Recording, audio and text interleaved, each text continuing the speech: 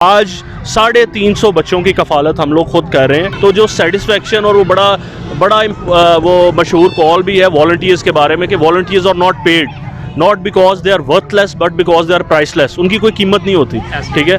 तो ये जो लोग काम कर रहे हैं, ये जो लोग इधर टीचर्स हैं जो कि ईच वन के वॉलंटियर्स हैं, ये सब फ्री ऑफ कॉस्ट काम करते हैं। और हम लोग जिसमें वकील भी हैं, डॉक्टर्स भी हैं, टीचर्स भी हैं जो दिन को अपना काम करते हैं, शाम को आके जो है वो हमारे साथ जुड़ के इन बच्चों को पढ़ाते हैं। नाम है अब्दुल राजिक। कब से स्कूल में आ रहे हो? तकरीबन 3 साल हो गया। 3 साल हो गया। तो कितना पढ़ा है? कौन सी क्लास में हो अभी? 2 में हो। तो बड़े हो के मेरे बेटे ने क्या बनना है? कमांडो।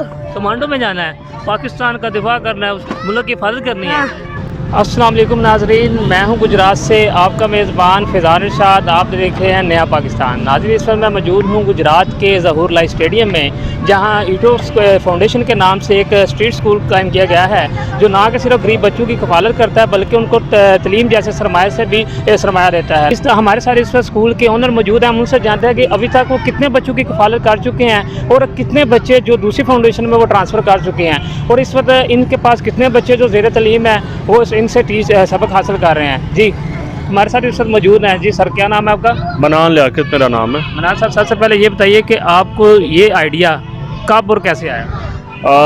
2015 की बात है जब मैंने ये ईच वन आइडिया पे काम करना शुरू किया। और इसका बुनियादी जो मकसद था वो ये था कि हर पाकिस्तानी बच्चा जिसकी उम्र 5 से 16 साल के दरमियान है, उसका बुनियादी हक़ है कॉन्स्टिट्यूशन ऑफ पाकिस्तान के हिसाब से कि उसको मुफ्त और मियारी तालीम मुहैया की जाए। और ये जो स्कूल जिसमें आप इस टाइम खड़े हैं, इसकी बुनियाद 2017 में रखी गई। और बेसिकली ईच वन का जो नाम से ही जैसे ज़ाहिर है कि हर इंडिविजुअल अगर अपनी कैपेसिटी में अपनी ज़िम्मेदारी अदा करे और एक बच्चे को पढ़ाना शुरू करे, तो वो दिन दूर नहीं है जब हम इस तालीमी फुकदान से जो है अपनी जान छुड़ा सकते हैं। तो मनान भाई, मुझे ये बताया कि कब से ये जो अदारा है आपने जिसको तश्कील दिया और कितनी मुश्किलात जो आपको दरपेश आई?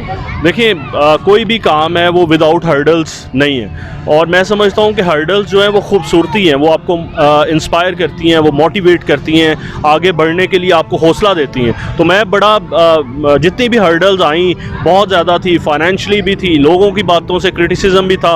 लोगों ने कहा कि ये शायद किसी NGO से ताल्लुक़ रखते हैं, ये बाहर से फंडिंग लेते हैं, बहुत सी बातें सुननी पड़ी। वॉलंटियर्स की एक बड़ी तादाद थी जो हमारे साथ थी और हमने ये करके दिखाया। आज 350 बच्चों की कफ़ालत हम लोग खुद कर रहे हैं।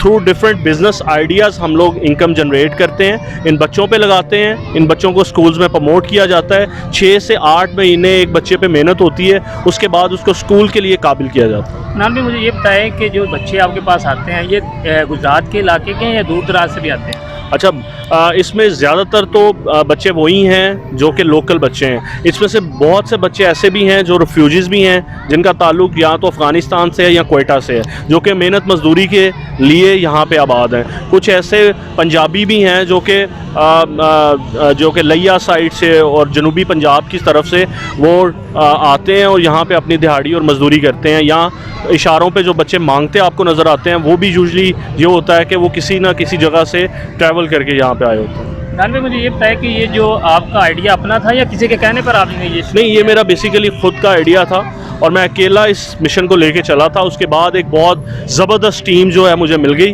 During university days.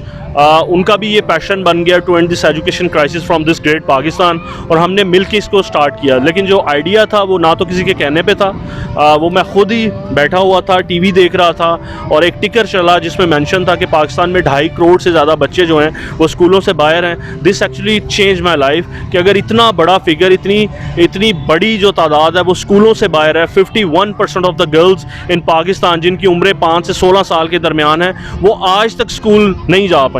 तो मुझे ये ख्याल आया कि वाई नॉट कि मैं अपनी ज़िम्मेदारी पूरी करूं, मैं अपने अंदर तो ये एहसास पैदा करूं। मैं खुद तो शुरू हूं, तो आई टुक दैट इनिशिएटिव और आज माशाल्लाह इतने बच्चे जो हैं वो हम पढ़ा रहे हैं। तो मनान भाई, इससे पहले आप क्या काम करते थे? आप कोई जॉब करते थे या कोई प्राइवेट बिजनेस था? I was a former banker और मैं बैंकिंग के शोबे से था. Then I devoted my life towards this. Mean कि आपने बच्चों को सर्व करने के लिए अपनी जॉब छोड़ दी. एग्जैक्टली. उसके बाद मैंने कभी जॉब के लिए अप्लाई भी नहीं किया.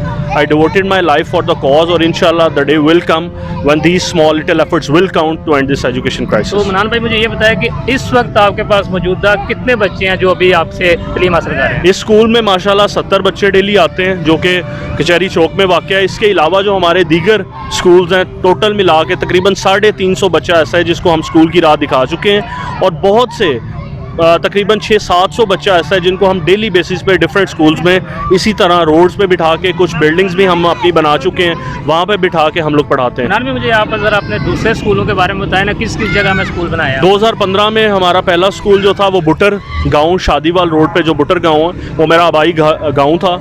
और वहाँ पे जो मेरा आबाई घर था उसको डिमोलिश करके हमने यूनिवर्सिटी ऑफ लाहौर के ताउन से एक बिल्डिंग खड़ी की और वहाँ पे हमने अपना पहला स्कूल की बुनियाद रखी जो कि आज 5 साल बाद भी वो स्कूल चल रहा है और वहाँ के बुटर के जो बच्चे हैं वो वहाँ से तालीम हासिल कर रहे हैं. उसके बाद मैंने 2017 में ये स्ट्रीट स्कूल की बुनियाद रखी और यहाँ पे माशाल्लाह अब 70 बच्चे आते हैं. 2019 में इन 70 बच्चों में से 39 बच्चों को हमने स्कूल दाखिल करवाया और इस तरह जैसे जैसे ये बच्चे पढ़ते जा रहे हैं इस तरह अभी हमारा बिल्कुल जो एक वज़ीराबाद में कैंपस डोनी की कैंपस चल रहा है, एक डोनी की गांव है वहाँ पे चल रहा है और इसके बाद अभी हम 9 अक्टूबर को इंशाल्लाह चादर नस्ट की एक सोसाइटी है चादर नस्ट यूनिवर्सिटी की, उनके साथ कोलैबोरेट करके हम एक स्ट्रीट स्कूल जो है वो पिंडी इस्लामाबाद में भी बना रहे हैं. अच्छा मनान भाई मुझे ये बताया कि फंडिंग जो है वो कोई NGO या गवर्नमेंट कोई मदद कर रही है आप? नहीं, हम ना तो फंडिंग इस तरह से डिमांड करते हैं. कुछ यार दोस्त कुछ मेरे घर से जो है डोनेशंस कुछ ज़कात जो हम खुद निकालते हैं हम उसी से इसको रन करते हैं और कुछ यार दोस्तों से हम लोग 80% ऑफ द जो एक्सपेंसेस होते हैं वो हम थ्रू डिफरेंट बिजनेस आइडियाज़ कमाते हैं. हम लोग अभी टूर्स ऑर्गेनाइज कर रहे हैं, हम लोग डिफरेंट जगहों पे टूर्स लेके जा रहे हैं, वहाँ से हम लोग सेव करके इन बच्चों पे लगा रहे हैं. इसके अलावा जब यूनिवर्सिटीज़ कॉलेजेस ओपन होंगे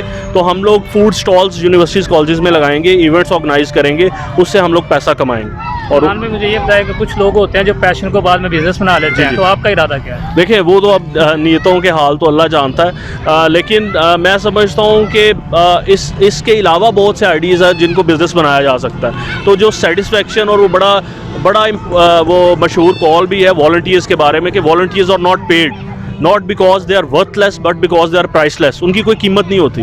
ठीक है, तो ये जो लोग काम कर रहे हैं, ये जो लोग इधर टीचर्स हैं जो कि ईच वन के वॉलंटियर्स हैं, ये सब फ्री ऑफ कॉस्ट काम करते हैं और हम लोग जिसमें वकील भी हैं, डॉक्टर्स भी हैं, टीचर्स भी हैं जो दिन को अपना काम करते हैं, शाम को आके जो है वो हमारे साथ जुड़ के इन बच्चों को पढ़ाते हैं. नाम में मुझे ये बताएं कि आपके पास जो बच्चे हैं इनके वालिद या अहले इलाका गुजरात है, उन्होंने आपको इस कावत से सराहा भी है?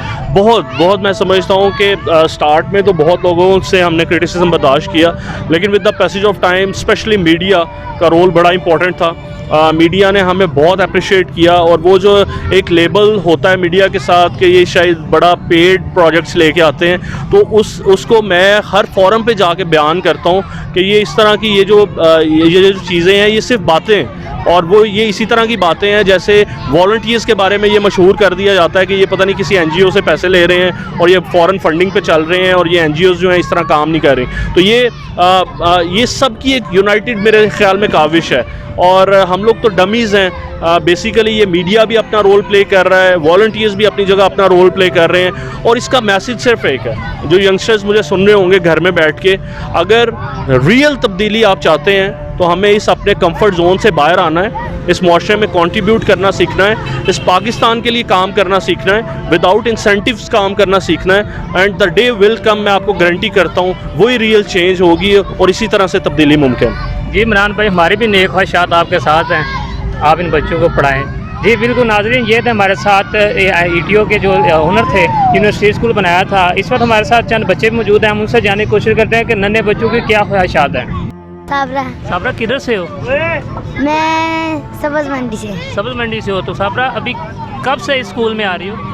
2 साल हो गए. तो कितना पढ़ा है, अभी कौन से स्कूल में जाने का इरादा है और बड़े होकर क्या बनने का इरादा है? डॉक्टर बनने का. डॉक्टर बनना है, लोगों की मदद करोगी, अपनी आवाम की मदद करोगी. माशाल्लाह. क्या नाम है? अब्दुल राजिक। अब्दुल राजिक, कब से स्कूल में आ रहे हो? तकरीबन 3 साल हो गया। 3 साल हो गया। तो कितना पढ़ा है? कौन सी क्लास में हो अभी? 2 में हो। तो बड़े हो गए मेरे बेटे ने क्या बनना है? कमांडो।